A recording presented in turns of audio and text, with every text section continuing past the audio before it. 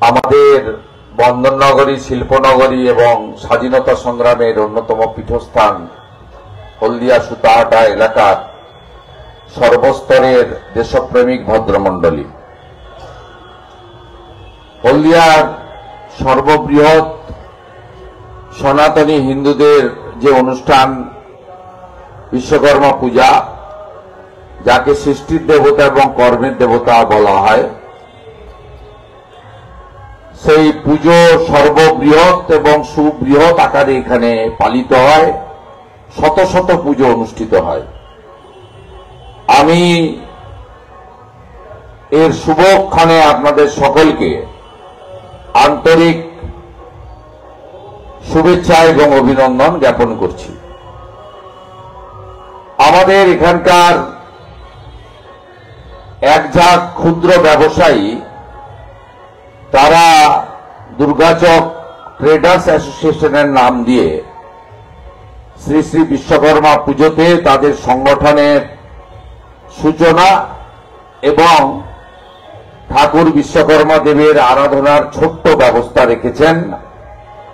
তার শুভ উন্মোচন ইতিমধ্যে হয়েছে এবং আমাদের সামনে যে মাতৃমণ্ডলী আছেন, তাদেরকে আসন্ন দুর্গাপূজা উপলক্ষে উপহার প্রদানের মধ্য দিয়ে আজকের এই অনুষ্ঠান সমাপন হবে। আমি তারাপদ বাবু, স্নেহাশিস ভাই, সন্দীপ ভাই এবং আমাদের এখানে যারা আছেন আয়োজক, প্রত্যেককে অভিনন্দন এবং ধন্যবাদ জ্ঞাপন করি। আমার সাথে মঞ্চে আছেন বিশিষ্ট রাষ্ট্রবাদী প্রচারক, আইনজীবী মলয় সিনহা, বিশিষ্ট রাষ্ট্রবাদী প্রচারক, অবসরপ্রাপ্ত শিক্ষক তপন ব্যানার্জি, প্রাক্তন কর্মাধ্যক্ষ জেলা পরিষদ সমাজসেবী আনন্দময় অধিকারী এবং ভাতৃপ্রতিম সমাজসেবী জয় মল্লিক সহ একঝাঁক আমার সহকর্মী এবং সতীর্থ। আমি তাদের প্রত্যেককে অভিনন্দন জানিয়ে দ্বিতীয় সারিতেও যারা আছেন তারাও পরিচিত, যেহেতু এখান থেকে টাটা স্টিল এইচএমসি ডিভিশনের পুজো উদ্বোধন আমাকে করতে হবে এবং ভারতীয় মজদুর সংঘের টাউনশিপে এবারে নবনির্মিত কার্যালয় এবং সেখানে খুব বড় মাপের বিশ্বকর্মা পুজো হচ্ছে, সেখানেও অংশগ্রহণ করতে হবে। তাই আমি সকলকে একযোগে সম্মানিত করলাম। আমি এই উৎসবের পরিবেশে বেশি কথা বলতে চাই না। আমি শুধু একটা কথাই, এই যে খানিকক্ষণ দেখালেন 2-3 মিনিট, ভাইরা অনেক আশা স্বপ্ন নিয়ে রেডি করেছেন। এই পরিপ্রেক্ষিতে বলি যে এখানে অনেক সম্ভাবনা আছে, কিন্তু সেই সম্ভাবনাকে বাস্তবায়িত করার জন্য যে সদিচ্ছার প্রয়োজন, সেই সদিচ্ছা স্থানীয় প্রশাসন বা সরকারের নেই। 1 নম্বর, কয়েক বছর হল হলদিয়াতে পুরসভায় নির্বাচিত বডি নেই। আজকে 3 বছরের অধিককাল হলদিয়াতে প্রশাসক দ্বারা নিয়ন্ত্রিত। যে দলেরই হোক, এলাকার জনপ্রতিনিধি এবং নির্বাচিত কমিটির যে মমত্ববোধ থাকবে হলদিয়াকে এগিয়ে নিয়ে যাওয়ার ক্ষেত্রে, সেক্ষেত্রে বর্তমান প্রশাসকদের সে দায়বদ্ধতাও নেই, কারণ তারা ট্রান্সফারেবল জব করে এবং তাদের এটা পার্ট টাইম ডিউটি। এসডিও হচ্ছে প্রশাসক, তাকে বহু কাজ করে সামান্য একটা অংশ সপ্তাহে 1 দিন 1 ঘন্টা পুরসভায় দিতে হয়। তাই এভাবে উন্নয়নের চাকা যা গড়ার ছিল সে তো থেমে যাবেই। বলাইসখা ভৌমিক থেকে নোটিফাইড এরিয়া অথরিটি থেকে শ্যামল আদক পর্যন্ত যখন যে দলেরই পৌর প্রধানরা এসেছেন, তারা চেষ্টা করেছেন তাদের মতো করে, ত্রুটি থাকলেও চেষ্টা করেছেন, কিন্তু নির্বাচিত বোর্ড নেই। স্বাভাবিকভাবে আমরা এগোতে পারছি না, পিছিয়ে যাচ্ছি। দ্বিতীয়ত, হলদিয়া ডেভেলপমেন্ট অথরিটি, যার কিছুদিন আমি চেয়ারম্যান ছিলাম, হলদিয়া ডেভেলপমেন্ট অথরিটি মানে জমি অধিগ্রহণ করা এবং অকশন করে বাড়তি দামে উদ্বাস্তুদের ঠকিয়ে সেই জমি ব্যবসা করা, এই কাজটা ছিল আমি আসার আগে। আমি আসার পরে হলদিয়া ডেভেলপমেন্ট অথরিটি আইওসির গ্রিন ক্যানেল খনন করতে পারে লোক দেখল। আমি আসার পরে রানীচকে ফ্লাইওভার এইচডিএ এনএইচ এর সঙ্গে যৌথভাবে তৈরি করতে পারে লোক দেখল। আমি দায়িত্ব নেওয়ার পরে আমাদের পাতিখালি হয়ে, হলদিয়া এনার্জি থেকে পাতিখালি হয়ে অ্যাঙ্কারেজ পর্যন্ত 16 কিলোমিটার পিচের রাস্তা রিভার বেল্টে তৈরি করা যায়, মানুষ দেখল। যারা একদিন বলেছিল অকল্যান্ড এবং জেলিংহাম চ্যানেল দুটো বন্ধ হয়ে যাবে, হলদিয়া মহেঞ্জোদারো হরপ্পার মতো ড্রাই ডকে পরিণত হবে, সেদিন মদনলাল মিনা ছিলেন পোর্টের চেয়ারম্যান, আমি ছিলাম এমপি। লড়াই করে ইডেন চ্যানেল খুলেছিলাম। অফিসার্স অ্যাসোসিয়েশন বলেছিল ভুল হচ্ছে, পাইলটরা বলেছিল যাব না, ঝুঁকিপূর্ণ। আজকে 135 কোটি টাকা দিয়ে ইডেন চ্যানেল সেদিন তৈরি হয়েছিল বলে আজকে হলদিয়া পোর্টে যে কটা জাহাজ আসছে বা বেরোচ্ছে, কারণ অকল্যান্ড এবং জেলিংহাম নন ফাংশনিং হয়ে গেছে পলি পড়ে। ইডেন চ্যানেল আছে বলে হলদিয়া আছে। আজকে এইচডিআর অবস্থা দেখুন, যে কটা বাল্ব লাগিয়ে দিয়ে গেছিলাম কেটে গেল, সারানোর লোক নেই। যে কটা রাস্তা ফেটে ফুটে গর্ত হয়ে গেছে, সারানোর লোক নেই। স্কুলগুলো কলেজগুলো জল পড়ছে, বিল্ডিংগুলোকে মেরামত করার জন্য এইচডিএর কোনো ভূমিকা নেই। স্বাভাবিকভাবে এই শহরের যে সম্ভাবনা ছিল, এবং সবাই করেছেন, আমি একা যে বলছি না, আমার আগেও এইচডিএ যারা চেয়ারম্যান ছিলেন তারাও চেষ্টা করেছেন। নিশ্চিতভাবে সতীশবাবু বন্দরের রূপকার, নিশ্চিতভাবে বিরাজবাবু কুমারবাবুরা হলদিয়াতে একাধিক সংস্থাকে নিয়ে এসছেন, আইওসি সহ সবই এসেছে আপনার হলদিয়া বন্দরের উপরে দাঁড়িয়ে। পরবর্তীকালে জ্যোতিবাবু এবং রাজীব গান্ধীর সময় কেন্দ্র রাজ্য সরকার মিলে পেট্রোকেমিক্যালও এসেছে। আজকে যদি দেখেন পেট্রোকেমিক্যালে স্টেট গভর্নমেন্টের শেয়ার পূর্ণেন্দু চ্যাটার্জি গোষ্ঠীকে বিক্রি করে দেওয়া হয়েছে। হলদিয়া এনার্জি কিভাবে 2010 সালে জমি অধিগ্রহণ করে হলদিয়া এনার্জি চালু করা হয়েছে আপনারাও জানেন, আমিও তার সাক্ষী। এক্সাইডের নতুন প্ল্যান্ট, ধানসরির নতুন প্ল্যান্ট, এপিজে লজিস্টিক, যে কটা উন্নয়ন, তার পরবর্তী সময়ে যদি বিগত 5 বছর হিসাব করেন, তৈরি করা হলদিয়া গ্রেডটা ব্রজলাল চকে ভাঙা ছাড়া এরা আর কোনো কাজ করেনি। এই কাজটা এরা করেছে। আর পুলিশ বাবা পার করেগা, কারো কথা বলার অধিকার নেই, পুলিশ পাঠিয়ে দিবে।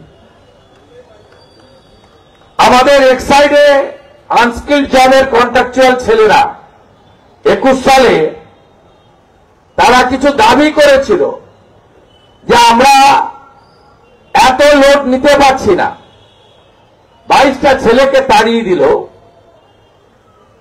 কিন্তু তাদের আর রিজয়নিং হলো না।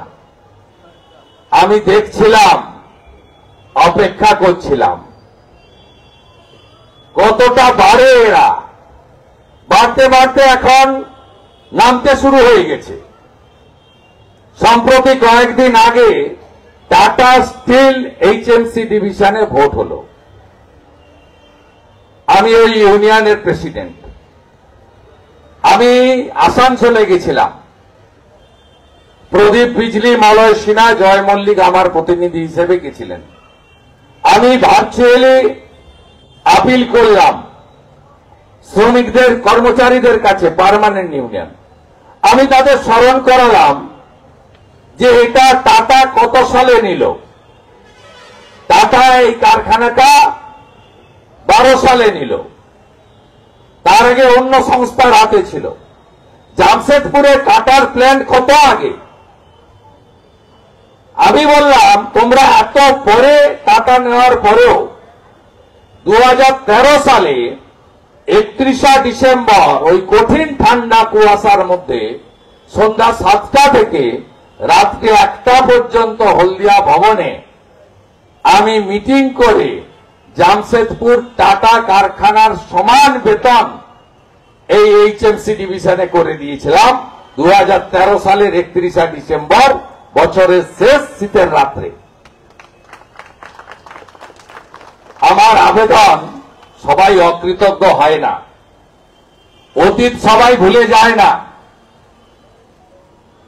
আমার ইউনিয়নের যে প্যানেল, আমার ইউনিয়নের যে প্রতীক ছিল সিংহ, সেটাতে আমরা পেলাম 128টা ভোট।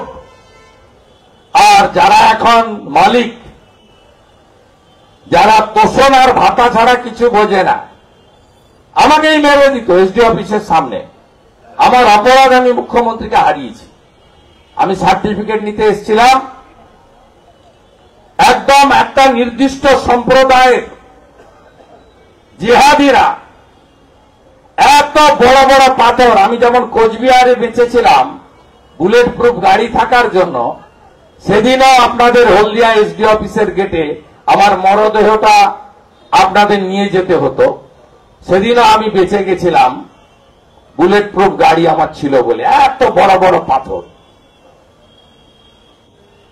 এই লোকেদের, গুন্ডাদের তৈরি করা ছাড়া আর 200-500 টাকা ভাতা দেওয়া ছাড়া পশ্চিমবাংলায় আর কিছু নেই। আমাকে কেউ তাড়ায়নি, আমি সব ফেলে এদের তাড়ানোর জন্য মাঠে নেমেছি। আপনাদের আশীর্বাদ চাই। 6,888টা কারখানা বন্ধ হয়েছে বর্তমান রাজ্য সরকারের সময়। 6,888টা টাটার মতো লোককে তাড়িয়েছে। ক্ষমার অযোগ্য। কেউ বলতে পারেন না আপনিও তখন ওদের দলে ছিলেন। একদিনও আমাকে আপনি দেখাতে পারবেন না আমি টাটার কারখানার সামনে বসে তাড়ানোর কাজে মমতা বন্দ্যোপাধ্যায়কে সাহায্য করেছি। টাটা আমাদের শান, আমাদের মান, আমাদের গর্ব। এরা টাটাকে তাড়িয়েছে। এদের কাছ থেকে ভালো কিছু আশা করেন? এরা তোষণের রাজনীতি জানে। পূজা কোথায় আটকাতে হয় ভালো করে জানে। পূজা আটকাতে হবে। আর ভোট এলে 200-500 নাও। ওই নতুন লুকে কোনো কাজ হবে না। আমার বাংলায় 2,15,00,000 বেকার যুবক যুবতী আছে। প্রত্যেক বছর এসএসসি হওয়ার কথা, 9 বছর পরে হলো, তাও সুপ্রিম কোর্টের গুঁতোতে। ভাবতে পারেন কোন রাজ্যে আমরা আছি? তাই এই রাজ্যে বাবা বিশ্বকর্মার আশীর্বাদে টাটাকে ফিরিয়ে আনার শপথ 26-এ নিতে হবে। এটুকুই আমি আপনাদের কাছে বলতে চাই। সাথে সাথে মাননীয় প্রধানমন্ত্রী, তিনি সবার প্রধানমন্ত্রী, তিনি বিশ্বকর্মা যোজনা চালু করেছেন। এতে কি কামার, কুমার, কুম্ভকার, স্বর্ণকার, মালাকার, অর্থাৎ ফুলের মালা যিনি কাঁথের মালাকার, যিনি কাঠের কাজ করেন, যিনি তাঁতের কাজ করেন, যিনি মাটির বাসন বানান, যিনি সোনার কারিগর, যিনি লোহার জিনিস বানান, যিনি নাপিত, নরসুন্দর, এদেরকে তিনি বিশ্বকর্মা যোজনাতে এনেছেন। গোটা ভারতে এই প্রকল্পে সমস্ত হস্তশিল্পীরা উপকৃত। এতে কি আছে? 15 দিনের ট্রেনিং আছে, স্টাইপেন্ড 500 টাকা করে। টুলস কেনার জন্য নন রিফান্ডেবল 15,000 টাকা আছে, ফেরত দিতে হয় না। আর 5% সুদে 20 লক্ষ টাকা পর্যন্ত কোন সিকিউরিটি ছাড়াই আপনি লোন নিতে পারবেন ব্যাংক থেকে। গ্যারেন্টারের নাম নরেন্দ্র দামোদর দাস মোদী। সবাই পেয়ে গেছে। আমাদের এই রাজ্যেও 8 লক্ষ পিটিশন, 8 লাখ পিটিশন। আমাদের রাজ্যের মাননীয়া, যিনি ভাতা আর তোষণ ছাড়া কিছু বোঝেন না, তিনি ডিএমদেরকে ফোন করে বলে দিলেন, আপনারা কেউ ফর্মগুলো নিয়ে নড়াচড়া করবেন না, ওইখানে ফেলে রাখুন। এই তো এই রাজ্যের বিশ্বকর্মাদের অবস্থা। তাই আজকের দিনে আমাদের শপথ হোক, বাবা বিশ্বকর্মার আশীর্বাদে সৃষ্টি এবং স্রষ্টা আমরা যাতে হারিয়ে যাওয়া বাংলাকে পুনরুদ্ধার করতে পারি, আমরা যাতে শিল্পে আবার ভারতবর্ষের মধ্যে 1 নম্বর জায়গায় যেতে পারি, আমরা যাতে কর্মসংস্থান দিতে পারি, আমরা যাতে শ্রমিক, কর্মচারী, ম্যানেজমেন্ট, ব্যবসায় সবাইকে খুশি রাখতে পারি, এই প্রার্থনা রেখে আপনাদেরকে শুভেচ্ছা জানিয়ে 128, 67, 7 এইটা টাটা স্টিলের ফলাফল। সংকেত শুভ এবং আমরা এগোবো। আমাদের মন্ত্র চরৈবতী চরৈবতী। সবাই ভালো থাকবেন। ভারত মাতা কি, ভারত মাতা কি। ধন্যবাদ দাদাকে। এবং সেই সঙ্গে আর একটু সময় আমরা চেয়ে নেব। দাদা ব্যস্ত আছেন, আমাদের কিছু সামগ্রী এবং কিছু উপহার আমরা কয়েকজনকে দাদার হাত ধরে আমরা তুলে দেব। তো এরপরে দাদার অনুষ্ঠান আছে টাটা স্টিলে, এবং সেই সঙ্গে বিএমএস এরও আছে, ওখানে উদ্বোধন আছে, এবং সেই সঙ্গে তুলে দিচ্ছেন আমাদের যৎসামান্য কিছু আমাদের উপহার। ধন্যবাদ।